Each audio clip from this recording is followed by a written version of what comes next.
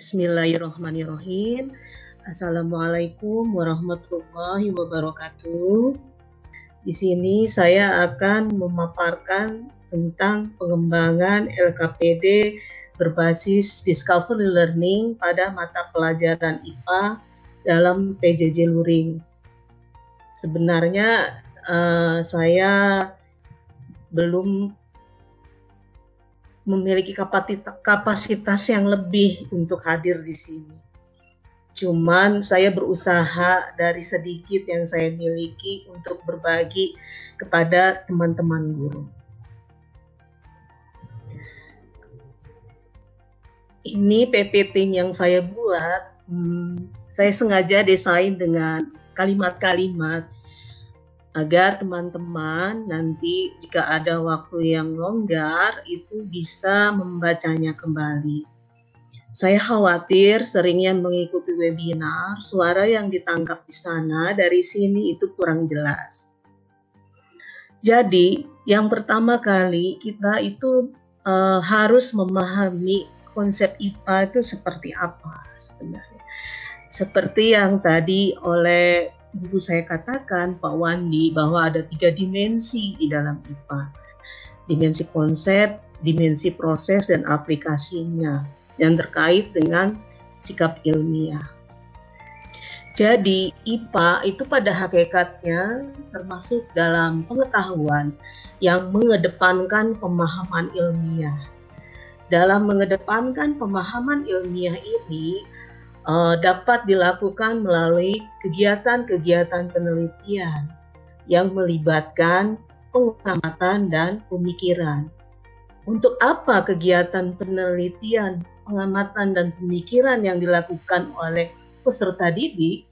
Itu dalam rangka upaya mempelajari berbagai objek-objek dan fenomena yang terkait dengan alam sekitar. Oleh karena itu, menurut saya, seyogyanya meskipun di dalam masa pandemi COVID-19 ini, pelaksanaan pembelajaran IPA seharusnya konsisten untuk mendorong siswa mengedepankan pemahaman ilmiah melalui kegiatan penelitian. Pembelajaran IPA yang mendorong pada mengkonstruksi pengetahuan melalui pengembangan pola-pola keterampilan berpikir. Jadi sebenarnya menurut saya, apalagi ruang telah dibuka jika kita pelajari bersama-sama di dalam SKB 4 Menteri, tuntutan kurikulum itu tidak menjadi target utama.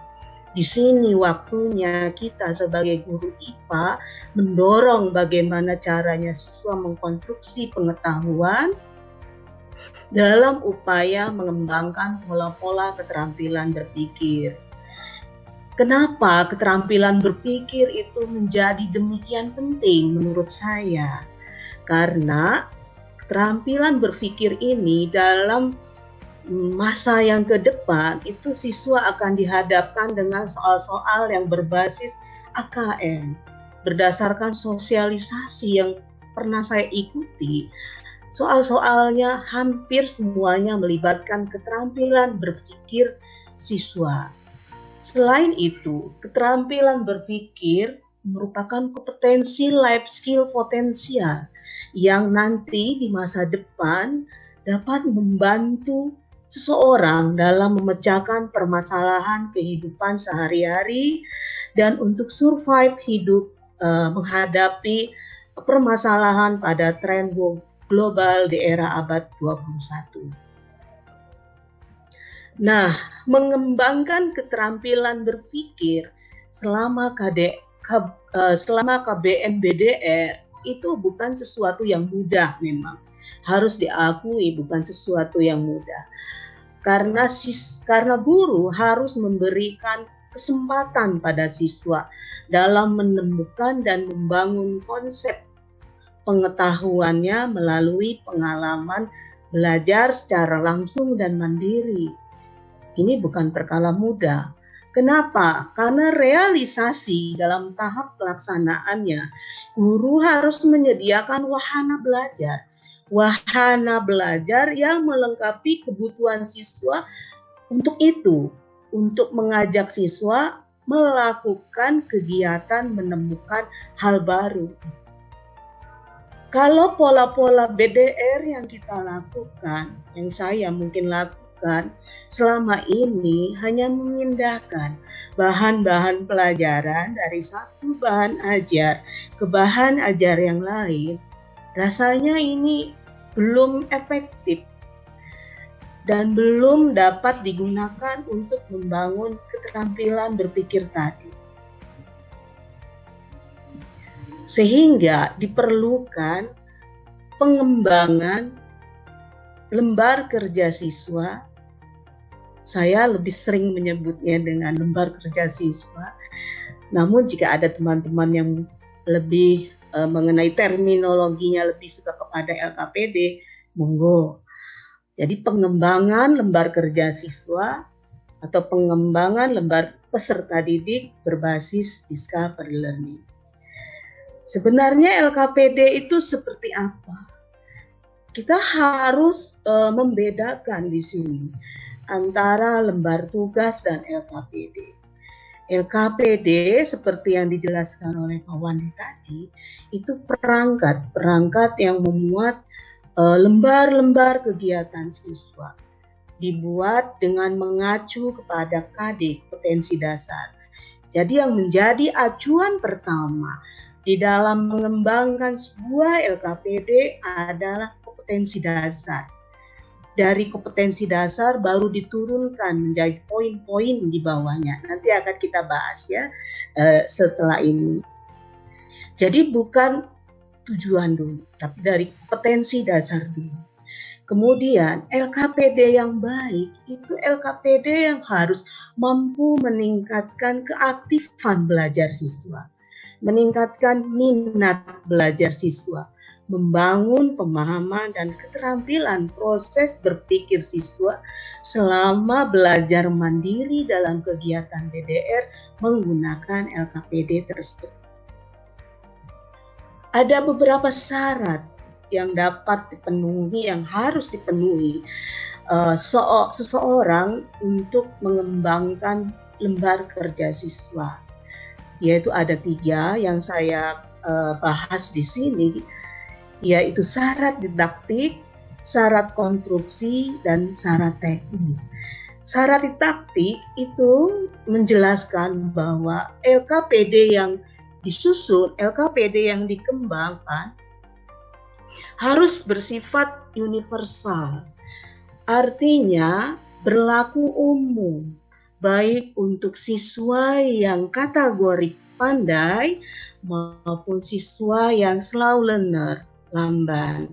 Kemudian LKPD harus lebih menekankan pada proses penemuan konsep, bukan lagi memindahkan bahan ajar. Kebanyakan yang selama ini LKPD itu memindahkan bahan ajar dari satu bahan ajar ke dalam LKPD. Kemudian syarat didaktik berikutnya adalah ada stimulus pembelajaran dalam berbagai bentuk media dan kegiatan siswa. Lalu berikutnya syarat konstruksi. Syarat konstruksi ini berhubungan dengan tata bahasa, susunan kalimat, sejauh mana, seperti apa bahasa yang kita pilih, kalimat yang kita tuliskan, kosakata yang ingin kita pakai, tingkat kesukarannya. Ini harus disesuaikan dengan tingkat perkembangan kognitif siswa SMP. Siswa SMP menurut teori Piaget itu masuk ke dalam tahap operasional konkret. Jadi siswa SMP itu masih sulit untuk mengamati hal-hal yang abstrak. Padahal pembelajaran IPA itu hampir semuanya bersifat abstrak. Sehingga kehadiran LKPD yang ada sebaiknya untuk mengkonkretkan yang abstrak tadi. Sehingga proses penemuan konsep pengetahuan baru yang harus ditemukan oleh siswa menjadi lebih mudah. Syarat yang terakhir yaitu syarat teknis, memuat gambar penampilan LKPD yang menarik, sehingga menambah minat dan motivasi siswa di dalam belajar. Nah, discovery learning itu seperti apa? Di sini kita akan belajar ke depan mengembangkan LKS berbasis discovery learning. Discovery learning itu adalah pembelajaran berbasis penemuan yang dikembangkan merujuk pandangan teori belajar dari Berner. Berner lebih mengemukakan bahwa belajar adalah pengalaman mandiri seseorang dalam menemukan dan mencari permasalahan beserta pengetahuan-pengetahuan yang menyertainya. Dalam discovery learning, Berner mengemukakan siswa harus didorong berpartisipasi aktif dengan konsep dan prinsip-prinsip untuk memperoleh pengalaman hingga memungkinkan bagi siswa untuk menemukan konsep dan prinsip-prinsip pembelajaran secara mandiri. Sebenarnya, discovery learning ini memiliki prinsip yang sama dengan inquiry learning dan problem solving. Sama-sama di dalam proses menemukan sebenarnya. Tapi bagaimana sajian bahan pembelajaran ini yang menjadi perbedaan dari ketiganya. Kalau di dalam discovery learning, masalah yang menjadi bahan pembelajaran siswa itu direkayasa oleh guru, dibantu oleh guru. Guru menyediakan wahananya. Sementara dalam inquiry learning, umumnya siswa harus mengembangkan sendiri keterampilan dan proses berpikirnya dalam mengungkapkan masalah untuk memperoleh sebuah konsep. Sementara dalam problem solving itu lebih menekankan pada kemampuan siswa untuk memecahkan masalah. Biasanya dalam problem solving, sebelumnya siswa sudah memahami konsep-konsep dan prinsip-prinsip pembelajaran, lalu memasukkan konsep-konsep dan prinsip pembelajaran tadi di dalam memecahkan masalah. Sekali lagi, kalau dalam discovery learning, permasalahan yang digunakan sebagai bahan belajar siswa itu direkayasa oleh guru. Oleh karena itu, konten-konten yang ada di dalam LKPD Discovery Learning ini sangat menuntut kreativitas dari seorang guru. Kalau berbicara tentang LKPD atau LKS berbasis Discovery Learning, jadi yang menjadi tolak acuannya adalah sintak-sintak yang terdapat di dalam model pembelajaran Discovery Learning. Sintaknya ada 6, stimulation, problem statement, data collection, data processing, verification, dan generalization. Sintak-sintak ini yang harus dijabarkan secara konkret oleh seorang guru di dalam LKPD-nya. Di sini saya sudah memaparkan, tapi saya tidak ingin membahasnya di sini, Ibu Nita. Mohon izinkan saya untuk langsung ke LKPD-nya saja. Siap, Ibu. Silakan.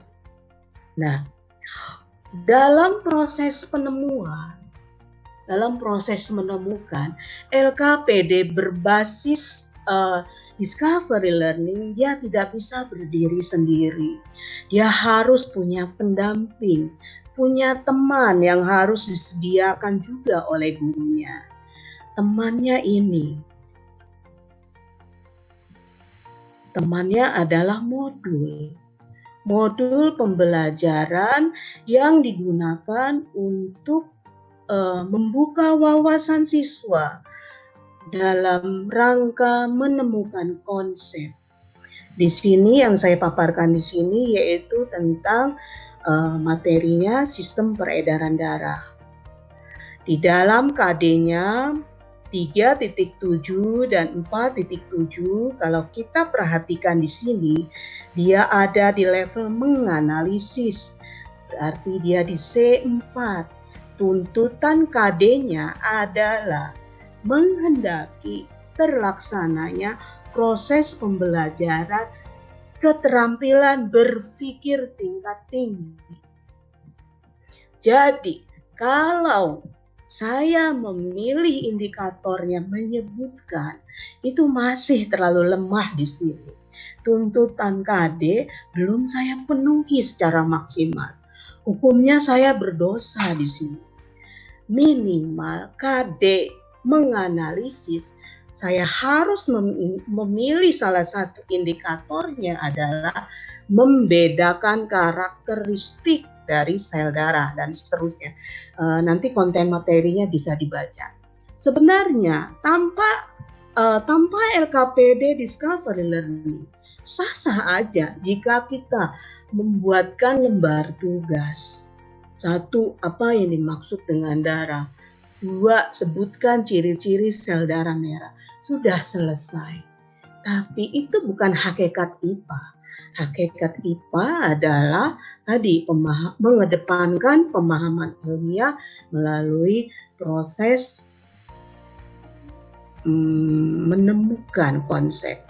Nah, seperti apa LKPD berbasis Discovery Learning yang pernah saya kembangkan? Seperti ini tampilannya. Mudah-mudahan bisa dilihat dan bisa dipahami walaupun dengan tampilan yang sangat sederhana. Contoh dari LKPD ketika saya mengembangkan LKPD berbasis Discovery Learning ini belum ada contohnya. Saya belajar di semester awal-awal perkuliahan saya intent dengan guru saya. Saya mengucapkan terima kasih kepada beliau yang membantu saya dalam mengembangkan LKS ini. Semoga beliau selalu mendapatkan kesehatan dan lindungan dari Allah. Jadi yang pertama itu ada judulnya. Buat LKS itu harus ada judul yang jelas. Kemudian muat nama dan kelas siswa. Kalau tidak secara BDR ini biasanya di bawah ada nama kelompoknya, atau mungkin teman-teman bisa mendesain kelompok kerja secara BDR, silakan, mungkin itu lebih baik. Kemudian yang kedua, yang A itu ada kompetensi dasar. Tadi saya lihat di kolom pertanyaan. Mohon maaf, ada yang ditayangkan kah? Ada, Bu. Oh. Oke, di sini belum nampak. Ada nggak, Bu? Hanya paparan, baru paparan saja tadi. Ada ya, Bu? Lihat nggak, Bu? Baru paparan, kami baru melihatnya paparannya saja, tapi yang hyperlink-nya kayaknya belum. Yang ini belum ya, Bu? Yang LKPD? Belum, Ibu. Tidak apa-apa, disambil jelaskan saja. Mungkin nanti bisa Ibu jelaskan pada sesi pertanyaan. Lanjutkan saja, Bu. Waktu hingga pukul 3 dulu untuk presentasi Ibu. Lanjut nanti kita pertanyaan, mungkin Ibu juga bisa memaparkan contohnya, karena ini sangat penting. Silakan Ibu. Sekarang kelihatan, Bu? Halo, Bu? Iya, halo. Ini yang problem statement. Sekarang kelihatan nggak, Bu? Kami baru melihat yang problem statement, ini yang dimaksud Ibu. Wah, sayang sekali ini tidak bisa dilihat. Belum, nanti mohon host barangkali bisa membantu. Silakan lanjut saja dulu informasinya. Silakan Ibu.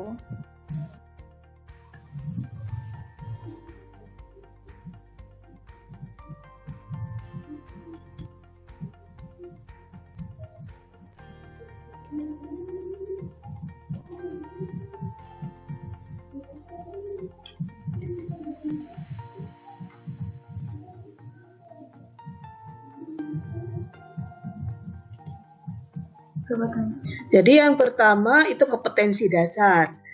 Di bawahnya ada indikator. Ibu udah kelihatan, Bu?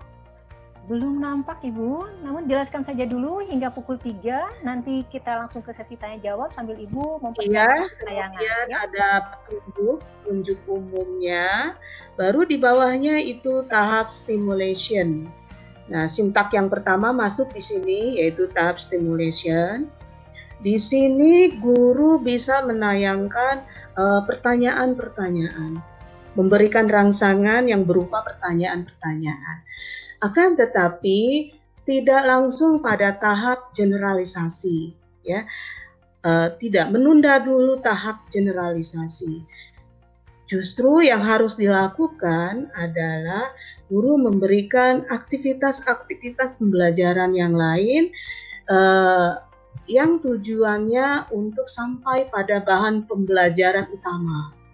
Di sini saya mengemukakan siswa, saya minta untuk melakukan kegiatan praktikum sederhana dengan membuat model darah. Kemudian setelah melakukan kegiatan demonstrasi di rumah dengan membuat model darah, di bawahnya ada pertanyaan-pertanyaan stimulation. Pertanyaan-pertanyaan ini yang mendorong siswa untuk kembali penasaran. Penasaran ada apa sebenarnya? Wah, apa seperti itu. Kemudian di bawahnya ditayangkan kembali yaitu bahan-bahan yang terkait untuk literasi siswa di dalam proses menemukan. Karena tadi siswa SMP tahap belajarnya adalah tahap di operasional konkret, sangat sulit untuk melihat pada benda-benda yang masih bersifat abstrak, harus dikonkretkan. Karena ini mengangkut tentang sel darah manusia, saya menayangkan gambar sel darah manusia. Sel darah merah mulai dari ukuran yang dalam jumlah banyak, kemudian sedang sampai pada ukuran yang besar, sehingga tampak sekali seperti apa sebenarnya struktur dari sel darah merah. Seperti yang tadi dikatakan oleh Pak Wandi, ya, konkret ya, mengobservasi secara konkret dari struktur sel darah merah. Dilanjutkan dengan leukosit seperti itu juga, kemudian dilanjutkan dengan trombosit, baru pada tahap masuk ke tahap problem statement. Di dalam tahap problem statement ini, guru meminta siswa untuk menggali informasi yang sebanyak-banyaknya dari tahap stimulation, digali sebanyak-banyaknya mengenai bahan-bahan pelajaran. Tapi salah satunya bisa dirujuk menjadi problem statement atau rumusan masalahnya. Karena ini masih siswa SMP, problem statement di sini sebaiknya guru memberikan kata kunci. Kata kunci di sini yaitu saya tuliskan karakteristik sel darah. Nanti tergantung daripada materinya apa. Saya mengharapkan siswa menulis di sini satu kata di depan dan satu kata lagi di belakang setelah karakteristik sel darah. Misalnya, terdapat perbedaan karakteristik sel darah pada manusia. Seperti itu yang diharapkan misalnya. Tentunya di sini tidak akan tercapai sebelum mempelajari dulu tahap dari stimulation. Kemudian masuk ke dalam tahap data koleksi. Masih belum bisa ditayangkan ya, masih belum bisa ditayangkan, sayang sekali Bu. Bisa atau host tolong coba ditayangkan yang barusan sambil Ibu jelaskan biar kami urus masalah ini Bu. Saya jelaskan ya Bu sambil ya Bu. Ya. Saya beri waktu. Kemudian mau. Ya. Halo, saya beri waktu 2 menit lagi. Iya Bu, kenapa mana Bu Nita? Halo, saya berikan waktu 2 menit lagi untuk menyelesaikannya. Nanti sambil Ibu kita ucap. Iya Bu, ini sayang sekali nggak bisa ditayangkan. Kita tayangkan, kita usahakan. Silakan Bu, sebentar lagi ya. Kemudian data collection ini Sambung lagi. Data collection ini memuat siswa mengumpulkan data. Siswa mengumpulkan data berdasarkan stimulasi. Berdasarkan stimulasi yang telah diberikan oleh guru. Nampak ini. Kembali lagi pada tahap perkembangan. Gimana Bu? Tahap perkembangan belajar siswa SMP belum mampu untuk mengumpulkan data-data, sehingga guru perlu di sini mendesain tabelnya untuk mempermudah siswa kerja mengumpulkan data-data. Dari data-data yang dikumpulkan, data tadi diproses kembali. Dalam memproses data, siswa juga belum mampu untuk melakukan pemrosesan data dari data collection, sehingga kembali guru memberikan pertanyaan-pertanyaan sesuai dengan konsep belajar Eberner tadi, bahwa di dalam discovery learning ini kekuatannya adalah guru mengajukan pertanyaan-pertanyaan sebagai stimulasi pembelajaran. Seperti ini nomor 1. Tuliskan hubungan antara struktur tidak berinti pada eritrosit dengan fungsi kerjanya. Itu yang nomor 1. Apakah ada perbedaan struktur eritrosit, leukosit, dan trombosit? Pilih salah satu jawaban. Tidak ada atau ada. Ketika siswa jawab ada, mereka harus menuliskan di sini adanya di mana letak perbedaan tadi. Itu saya mengemukakan hingga 8 pertanyaan penting sebagai upaya saya membantu siswa memproses informasi bahan pembelajaran. Kemudian tahap verifikasi ini tahap pembuktian. Untuk membuktikan apakah tadi problem statementnya sudah teruji atau belum, terjawab atau belum, benar atau tidak. Di sini di tahap verifikasi.